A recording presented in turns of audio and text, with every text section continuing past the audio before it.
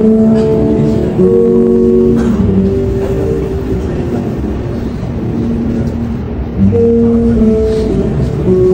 Master, my beloved brethren and guests, the colors confirm that before you represent the national banner of our country, the Philippines. It stands for people united with every element forming an integral whole. A geographical territory without its member of a republic, democratic, free, and independent. It is an emblem of our national freedom, the incarnation and the inspiration of all that is dear and noble in Philippine life. Wrought by the mighty hands of ages, born to a liberty-loving people, and led by the guiding spirit of the destinies of the nation. It is the landmark of our national patrimony and the living symbol of our birthright. In its name, history records the founding and building of the nation. It still shall live till the end of time, and its ideals shall cease only when nations and races are no more. The sun is an emblem of the eternal life of the nation and the symbol of the perpetual life that guards the destinies of our race. Its 8 rays represent the first 8 constituent provinces. The 3 stars designate the 3 great regions, ours by the gift of nature and by the design of the Almighty. The white triangle tells us of our peaceful and friendly purposes, as well as the sincerity and purity of our actions. The Masonic Trinity of faith, hope, and charity.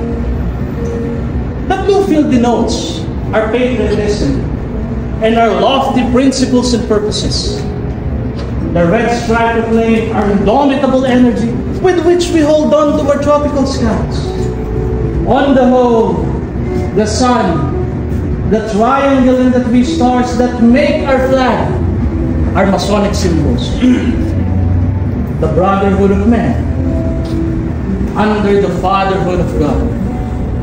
As our forefathers have dreamed of it, so may it float forever over the land of the happy people. Ngayon, ang ating watawat, bumaw-iwan, isang sagisag ng pambihirang ganda at pakabayang kahulugan, ang palagiang ulirang pananglaw ng ating mga mamamayan sa isang mapayapa, nagsasarili at malayang pamumuhay. Mag-ugay kayo rito, sapagkat ito ang kabuuan ganap ng kaligayahan at kagalakan ng ating mga ninuno sa panahon ng mga siglong nagdaan. Hagkan ninyo ito, sapagkat ito ang watawat ng magigiting na mga anak ng ating sina Raha Sulaiman at Maria Clara.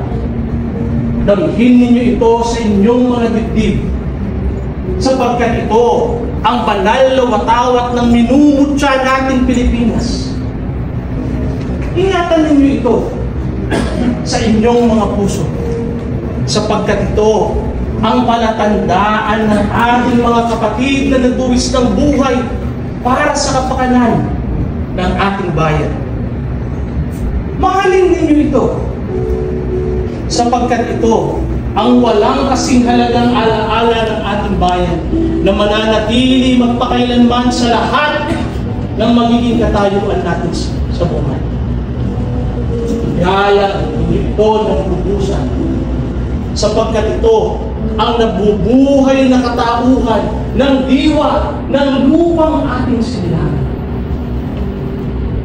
Pinatuloyin ninyo ito, sapagkat ito ang banal na tibaban na ipinangtakip sa mga duguan at luray-luray na katawan ng ating mga kawal na namamatay.